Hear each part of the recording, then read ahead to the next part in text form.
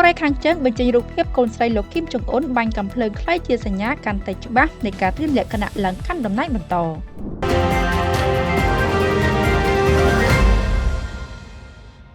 រដ្ឋាភិបាលទីក្រុងព្យុងយ៉ាងបានធ្វើឲ្យពិភពលោកចាប់អារម្មណ៍ជាថ្មីម្ដងទៀតបន្ទាប់ពីបានបញ្ចេញរូបភាពផ្លូវការនាថ្ងៃប្រហោះនេះដែលបង្ហាញពីកូនស្រីជំទង់របស់មេដឹកនាំកំពូលលោកគីមចុងអ៊ុនកំពុងហ្វឹកហាត់បាញ់កំភ្លើងខ្លីព្រឹត្តិការណ៍នេះបានធ្វើឲ្យក្រុមអ្នកវិភាគអន្តរជាតិកាន់តែជឿជាក់ថាយុវតីរូបនេះកំពុងត្រូវបានបណ្ដុះបណ្ដាលយ៉ាងសម្រិតសម្រាំងដើម្បីក្លាយជាអ្នកបន្តវេនដឹកនាំប្រទេសមហាអំណាចដូចឃ្លាមួយនេះកញ្ញាគីមជូអេដែលជាកូនស្រីសំណប់ចិត្តរបស់លោកគីមបានបង្ហាញវត្តមានយ៉ាងលេចធ្លោនៅក្នុងព្រឹត្តិការណ៍សំខាន់ៗរបស់គណៈបកពលករកូរ៉េកាលពីពេលកន្លងទៅបន្ទាប់ពីធ្លាប់មានរូបភាពបាញ់កំភ្លើងវែងកាលពីប៉ុន្មានសប្តាហ៍មុនពេលនេះរូបភាពថ្មីបានបង្ហាញពីសកម្មភាពរបស់នាងកំពុងបាញ់កំភ្លើងខ្លីដោយបិទភ្នែកម្ខាងក្នុងស្ទីលជាអ្នកជំនាញអាវុធម្នាក់តាមការចុះផ្សាយរបស់ទីភ្នាក់ងារសារព័ត៌មានមជ្ឈិមកូរ៉េយុវតីជូអេបានអមដំណើរឪពុករបស់នាងទៅពិនិត្យរោងចក្រផលិតសព្វាវុធដ៏សំខាន់ដែលជាកន្លែងផលិតកាំភ្លើងខ្លី model ថ្មីនិងអាវុធធន់ស្រាលជាច្រើនប្រភេទអ្វីដែលគួរឲ្យកត់សម្គាល់នោះគឺអ្នកទាំងពីរបានក្រងឈុតអាវធំស្បែកដូចគ្នា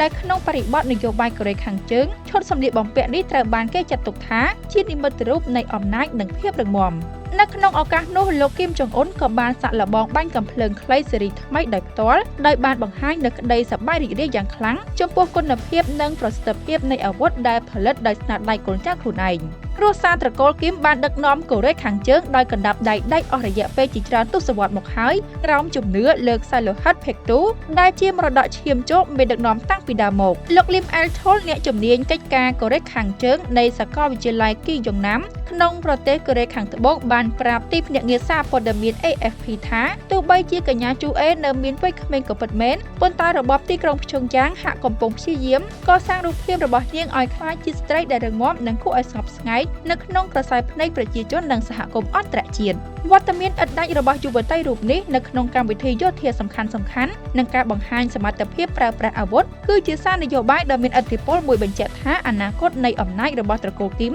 នឹងនៅតែបន្តស្ថិតក្នុងភាពរឹងមាំនិងមិនអាចរង្គោះរង្គើបានឡើយ។